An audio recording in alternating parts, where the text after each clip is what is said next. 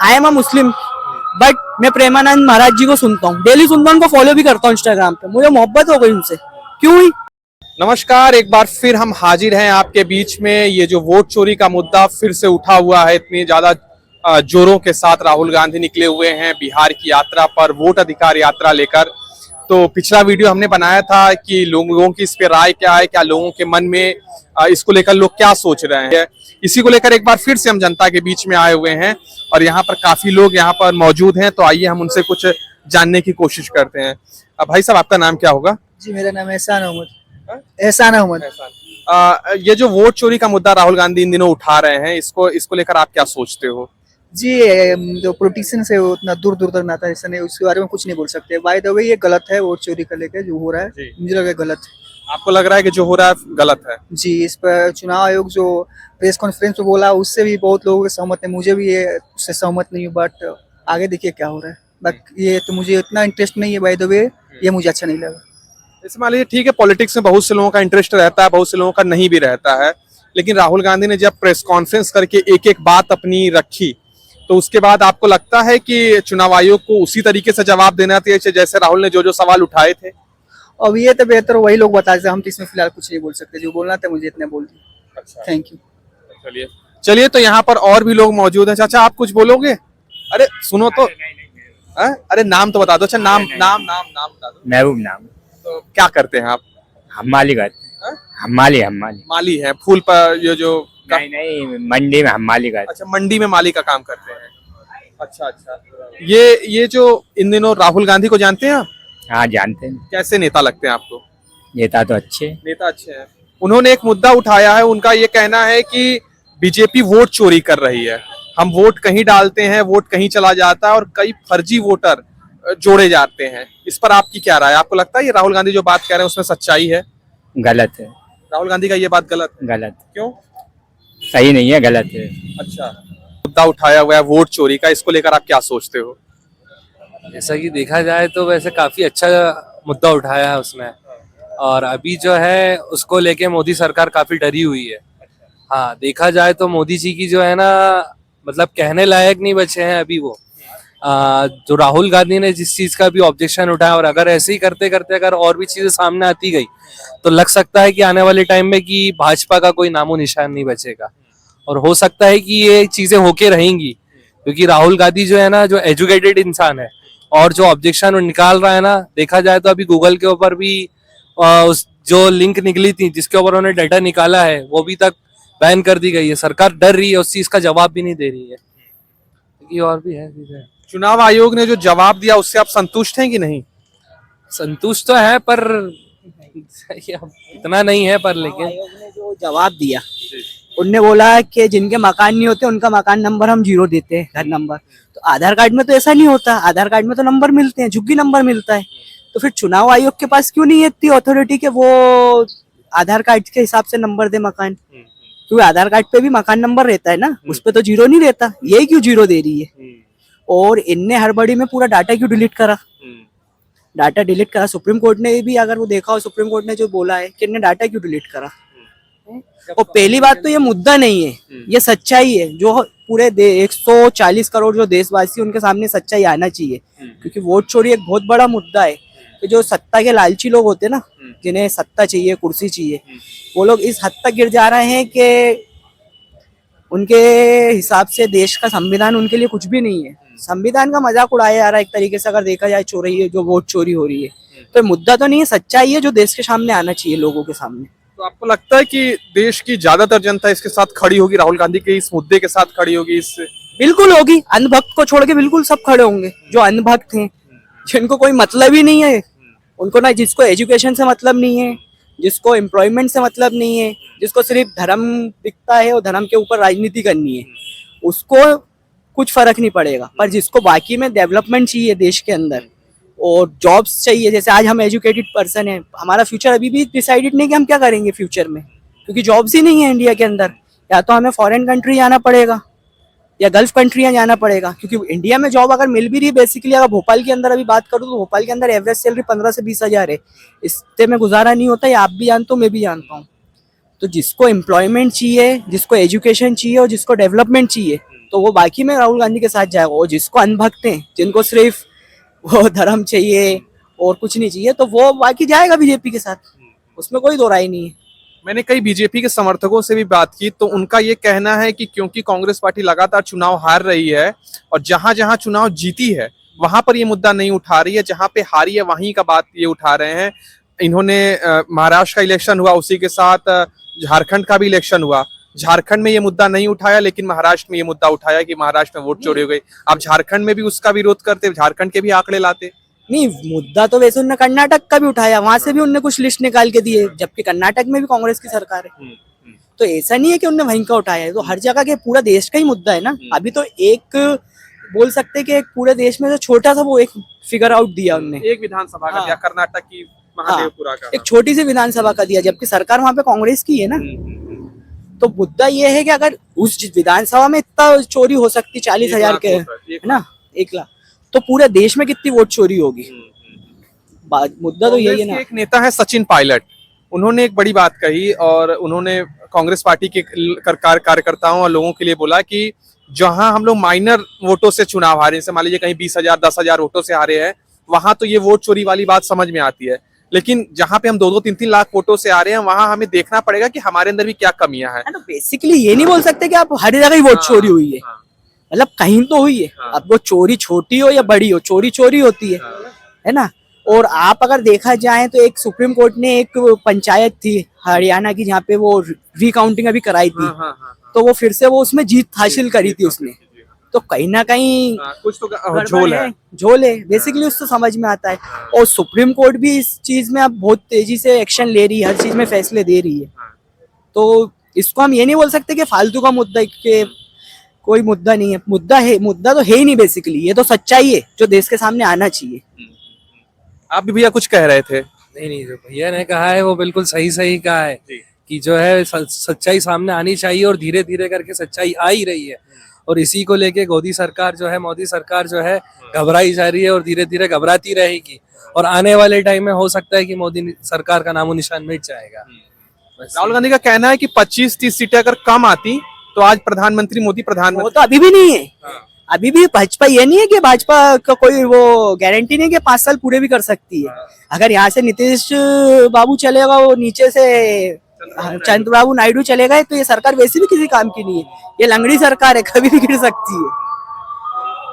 बड़ी बात ये कह रहे हैं कि सरकार कभी भी गिर सकती है। तो यहाँ पर और भी लोग हैं। बिहार के चुनाव है अभी, इधर आ जाओ। बिहार के चुनाव है और नीतीश यादव को सिर्फ कुर्सी से मतलब है।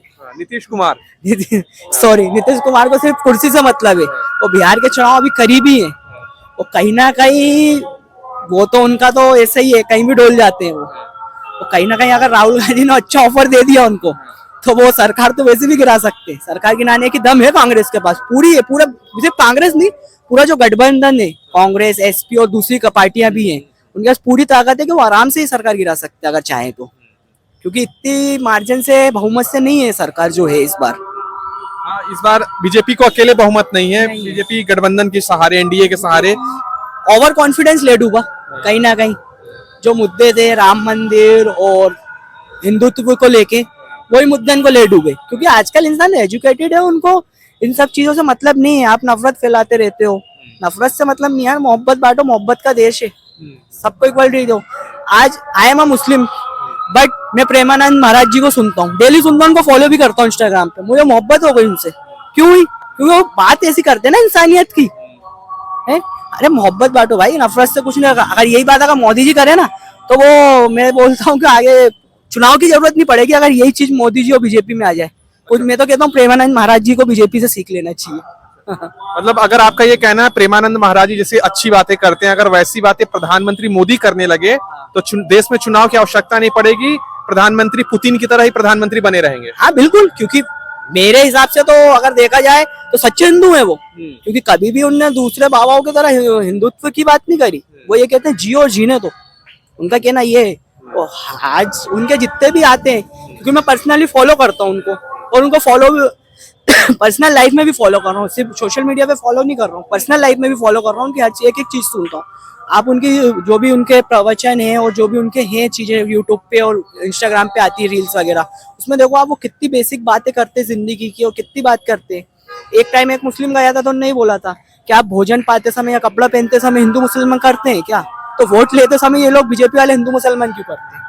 प्रेमानंद महाराज से भी कुछ दिन पहले मैंने देखा था, कोई मुस्लिम शख्स गए थे, वो बोले मैंने अपना किडनी दान देना चाहता अभी की है वो, अपना ज्यादा नहीं, वो अपने एमपी की बात है, इटारसी की बात है, नर्मदापुरम जिले की।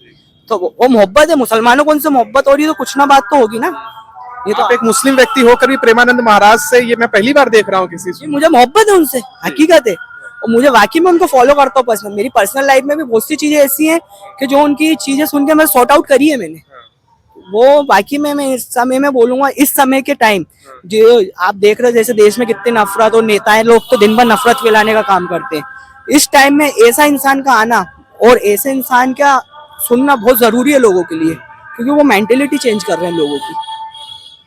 आपसे बात करके बहुत अच्छा लगा। आपकी जो सोच है और आपकी जो पॉलिटिकल बात करने का तरीका है, पॉलिटिकल समझ जो है, उस काफी अच्छा लगा। बहुत कम लोग ऐसे मिलते हैं आपके जैसे। ये एक्टिव रहना चाहिए, वो मेरे से नहीं है। मैं सोचता हूँ कि जो भी आज की जनरेशन है उसको थोड़ा पॉलिटिक्स, थोड़ा जनरल नॉलेज होना चाहिए कि भाई देश का हो क्या रहा है। आखिर में देश का फ्यूचर मैं नहीं हूँ, मतलब मेरे साथ जितने भी हैं मेरे उम्र के लोग, वो सभी युवा लोग देश के फ्यूचर है। आगे क्या इस देश को कहाँ ले जाना है वो हम ही लोग के हाथ में है।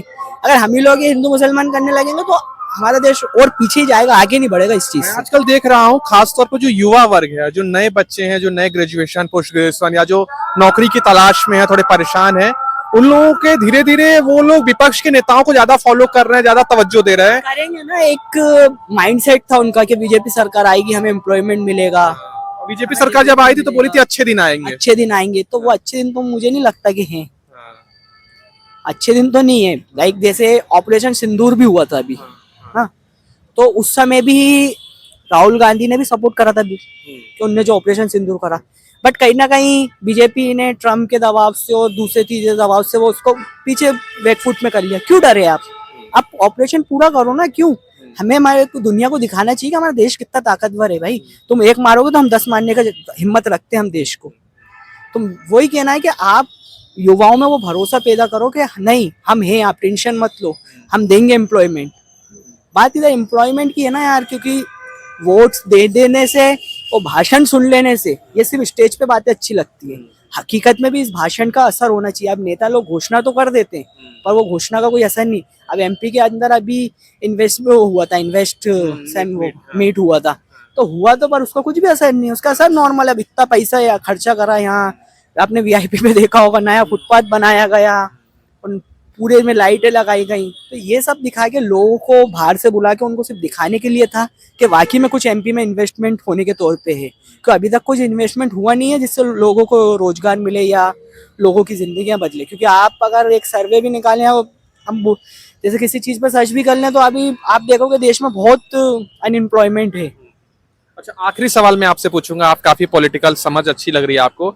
अगर मैं आपसे पूछूं कि 3 मोदी के अच्छे काम, प्रधानमंत्री मोदी के सरकार के, और 3 आपको लग रहा है कि इस काम को करना मतलब बुरे काम एक तरीके से जो यहाँ नहीं हो पाया, तो उसमें आप क्या बताएंगे? तो बीजेपी के अच्छे काम भी है, ऐसा नहीं है कि मैं बीजेपी को ये बोलूंगा कि बीजेपी के अच्छे काम नहीं। अच्छे काम बहुत से हैं। जैसे देखा जाए तो एक जो अभी जैसे ये बात बात पे जवाब दे देते हैं दूसरे देशों को, जैसे कोई भी देश हमारे ऊपर उंगली उठाता है तो उस पर जवाब दे देते हैं, ये भी अच्छा काम है। और डेवलपमेंट भी है, ऐसा नहीं है कि हम डेवलपमेंट नहीं है, डेवलपमेंट भी है। और बस बुराई यही है कि आप मेन मुद्दे पे बात हो, हिंदू मुसलमान ना हो। क्योंकि आजकल के जनरेशन हिंदू मुसलमान नहीं चाहती यार। अब वो देखते हैं आपके वो जरा जरा में लव जिहाद का मुद्दे चलते हैं, कहीं से जिहाद नए नए जिहाद आ जाते हैं। और इस्लाम में तो पहली बार जिहाद का मतलब ये होता ही नहीं जो ये जिहाद ये बीजेपी वाले लेके आते हैं। जिहाद का मतलब तो कुछ और ही है ना इस्लाम में। पहले जिहाद का मतलब इन लोग को समझना चाहिए कि जिहाद होता क्या है। और बेसिकली अच्छी है गवर्नमेंट, ऐसा नहीं है कि वो बुरे काम करें, कुछ अच्छे भी काम है, तो ये नहीं बोल सकते। पर हाँ, आपका सबसे मेन मुद्दा है रोजगार। रोजगार मैं जितना बात करके समझता है आपका पहला मुद्दा है तो मेरा ही नहीं है, पूरे इस समय के युवाओं का मुद्दा है रोजगार। क्योंकि भाई सिर्फ वोट दे देने से और भाषण सुन लेने से घर नहीं चलेगा ना, घर तो पैसों से चलेगा ना। अगर आज कमाएंगे जब जाके शादी होगी, क्योंकि आजकल लड़की वाले के घर वाले सबसे पहले पूछते हैं नौकरी क्या करते हो, लड़का काम क्या करता है। तो उसके लिए एक अच्छी नौकरी होना चाहिए, अच्छा बैंक बैलेंस होना चाहिए, क्योंकि महंगाई इतनी है, 15-20 हजार में इंसान का कुछ नहीं होता आज के टाइम में। तो हम ये वोट चोरी को लेकर सबसे सवाल पूछ रहे हैं, तो इस पर मैं जानना चाहता हूँ आपकी क्या राय है।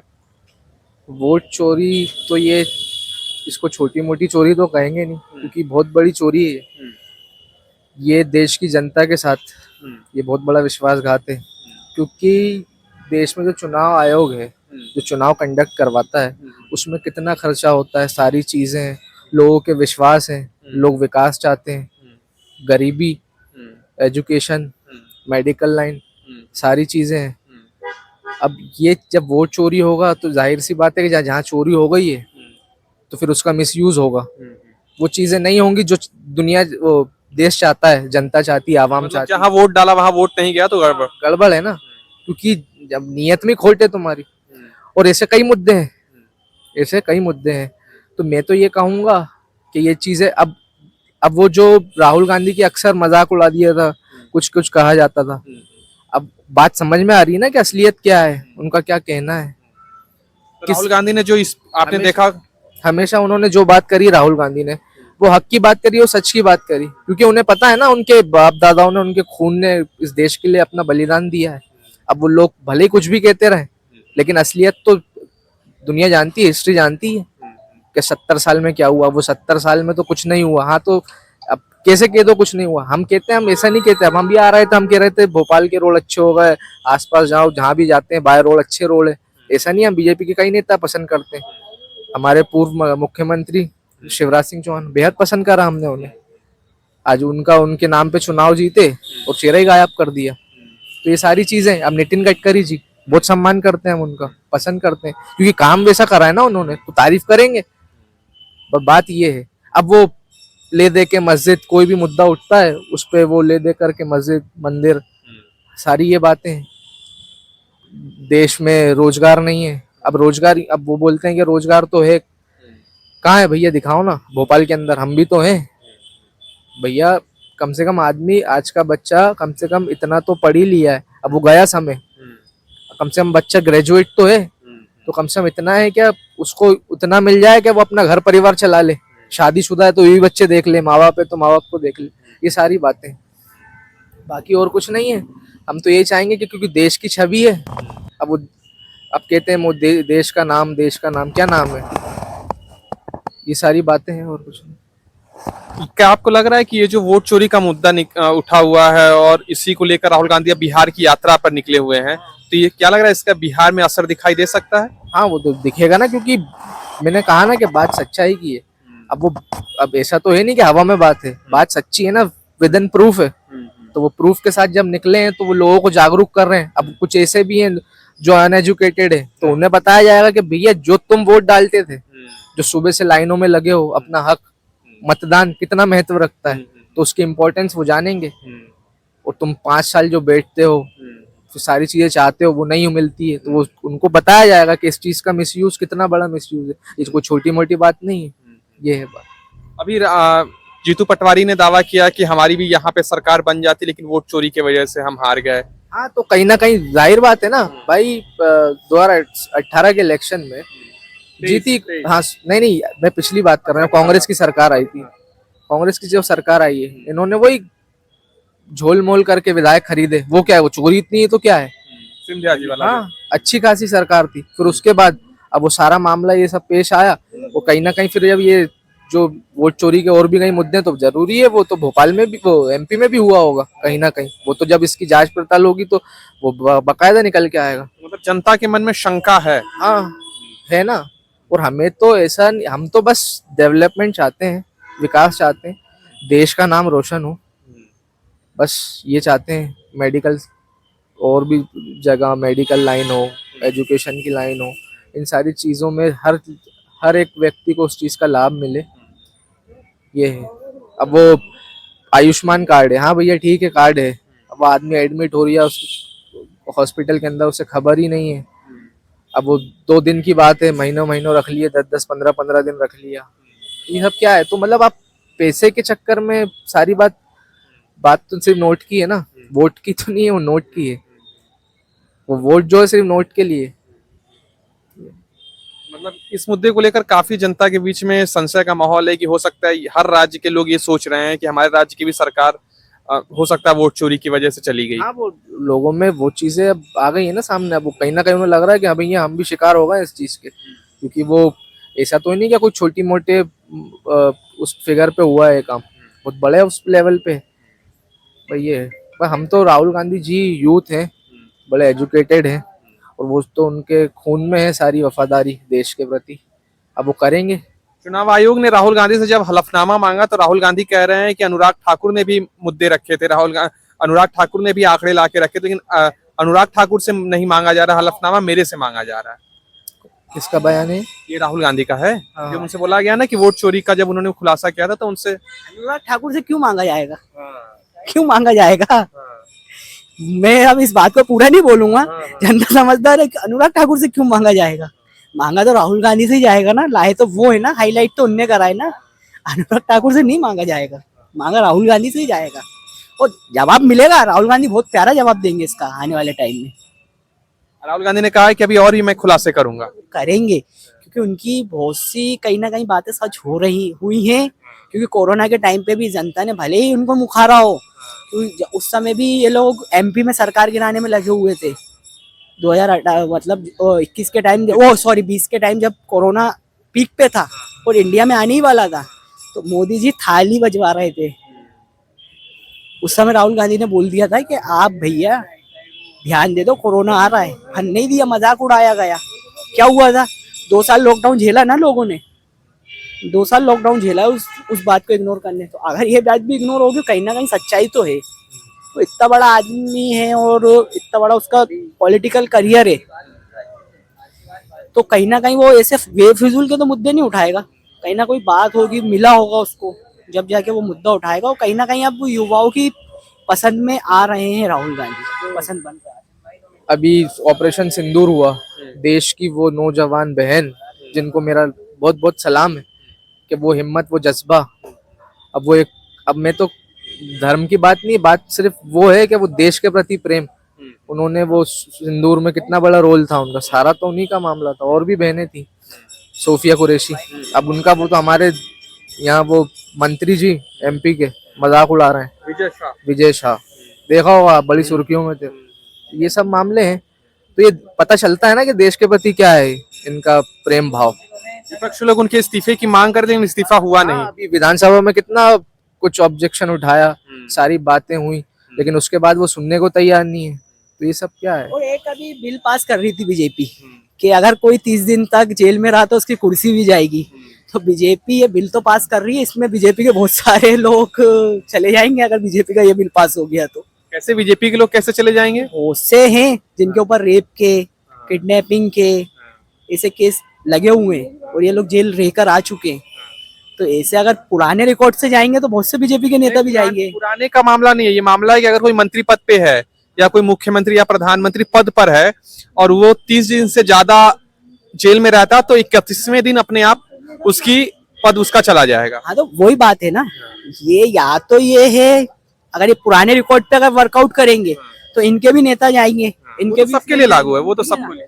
वो अगर ये नए आज जिस दिन से लागू होगा कानून उस दिन से ये करेंगे ये चीज, तो फिर ये तो कहीं ना कहीं है टारगेट करने की कहानी। मैं अभी कई जानकारों को सुन रहा था तो उन्होंने कहा कि फिलहाल तो ये बिल पास हुआ नहीं है और हो भी नहीं पाएगा क्योंकि संविधान संशोधन है तो 2/3 बहुमत चाहिए, जो कि बीजेपी के पास है नहीं। तो इसको एक संदेश के लिए बीजेपी ने ये दे दिया चुनाव से, बिहार चुनाव से पहले, कि हम भ्रष्टाचार के खिलाफ काफी सख्त कदम उठा रहे हैं। ऐसे बहुत से बिल लाए हैं, मैं तो कह रहा हूँ भाई डेवलपमेंट का कोई बिल लाओ ना, एजुकेशन का कोई बिल लाओ ना। अच्छा, बिल की बात आपने की, एक आखिरी सवाल बस आपसे पूछ के खत्म करूंगा। ये जो गेमिंग को लेके एक बिल आई है जिसको लेकर अब ये ड्रीम 11 और बाकी जो पैसे का जो खेल चलता था कि ड्रीम 11 पे पैसा लगाओ दुगना करोड़पति बन जाओ और बाकी जो चलता था, अब ये बंद हो जाएगा। इसको लेकर आप क्या सोचते हैं? ये तो बहुत अच्छा मुद्दा, जरूरी था, क्योंकि आजकल के युवाओं ने बिना एजुकेशन के वो शॉर्टकट ढूंढ रहे थे अमीर बनने का, और ये सारे गेमिंग ऐप पे क्या कर रहे थे, 3-4 इन्फ्लुएंसर को लिया इनने उनसे प्रमोशन करा के झूठे रील्स बनवाए के 100 लगाओ 1000 कमाओ, लैम्बोर्गिनी और फलाना चीजें दिखा रहे थे, करोड़पति बनने के सपने बच्चों को दिखाए जा रहे थे। बच्चे 100 लगा रहे थे, 200 तो मिल रहे थे बच्चों को, पर बच्चे जब 10,000 लगा रहे थे तो 10,000 जा रहे थे, और इसमें बहुत सारे लोगों ने सुसाइड करी है। तो ये मुद्दा तो बहुत ही अच्छा है मेरे तरफ से उठाया है, और इसका बिल पास होकर बैन कर दिया गया है, क्योंकि इससे बहुत से अगर आंकड़ा देखा जाए तो बहुत से लोगों ने सुसाइड करी है इस चीज में। तो ये गेम पैसा भी बहुत लोगों का बर्बाद हुआ है। मेरे कुछ फ्रेंड सर्कल ऐसे हैं जिनने वो एविएटर ऐप में लगाया, क्योंकि स्टार्टिंग में वो गेम क्या करता था कि ये पूरे हैकर्स लोग इसको चलाते हैं, तो वो गेम क्या करता था कि स्टार्टिंग में लोगों को पैसा देता था। जब पैसा इनके पास थोड़ा आने लगता था तो इंसान के दिल में लालच हो जाती थी कि यार पैसा आ रहा है, तो जब ये बल्क अमाउंट इसमें फंसाते थे ना, तो जब ये लोग उड़ जाते थे। और ऐसे बहुत से ऑनलाइन स्कैम अभी इस समय चल रहे हैं कि लाइक एक टेलीग्राम और व्हाट्सएप पे कोई भी लिंक दे देता है ग्रुप की, वो इंसान ग्रुप ज्वाइन करता है, उसमें कहते हैं कि आप गूगल के रिव्यू डाल दो 150 रुपये मिलेंगे, और अमेजोन के उस पर आप ऐड कार्ड कर दो 300 मिलेंगे। फिर उसमें एक वो टास्क देता है कि आप 1000 इन्वेस्टमेंट करो 1800 मिलेंगे। 1000 इन्वेस्ट करता है इंसान, क्योंकि लालच आती है कि उन्हें 3 बार 150 रुपये करके डाले टास्क कंप्लीट करने के, तो वो 1000 के इनको 1800 भी मिल जाते हैं। तो फिर वो लालच आता है, उसके बाद आता है डबल गेम खेलते हैं वो हैकर्स। उसके बाद ये लोग क्या करते हैं कि 5000 रुपये इन्वेस्ट करवाते हैं, तो इंसान के दिमाग में आ जाता है नहीं यार उन्हें पेमेंट रिटर्न करी है तो ये जेन्युइन है, रियल है। तो जब वो 5000 रुपये उसमें इन्वेस्ट करता है, उसके बाद वो गायब हो जाते हैं। उसके बाद वो कहते हैं कि 10,000 और डालो, उसके बाद तुम्हारा ये रिटर्न निकलेगा। फिर वो 10,000 इंसान फिर डाल देता 5 के चक्कर में, वो 10 भी जाते, फिर कहता है कि अभी भी नहीं, तो टेक्निकल इशू चल रहा है। ऐसे बहुत सारे फ्रॉड आ रहे हैं, और लोगों की क्योंकि महंगाई इतनी है, इंसान बहुत मेहनत से कमा रहा है, तो सरकार को और भी जो ये स्कैम चल रहे हैं गेमिंग के साथ साथ, इस पे भी सरकार को ध्यान देके पूरी चीज को बैन करना चाहिए पूरे तरीके से। ये तो आपने सुना कि भैया ने कई मुद्दों पर हमारी राय की। हम तो वोट चोरी पर आए थे, लेकिन आपने कई मुद्दों को उठाया। ये वीडियो कैसा लगा हमें कमेंट बॉक्स में जरूर बताएं। आज के लिए बस इतना ही, क्योंकि बारिश काफी हो रही है, इसलिए अब हम भी इस वीडियो को यहीं बंद करते हैं। शुक्रिया।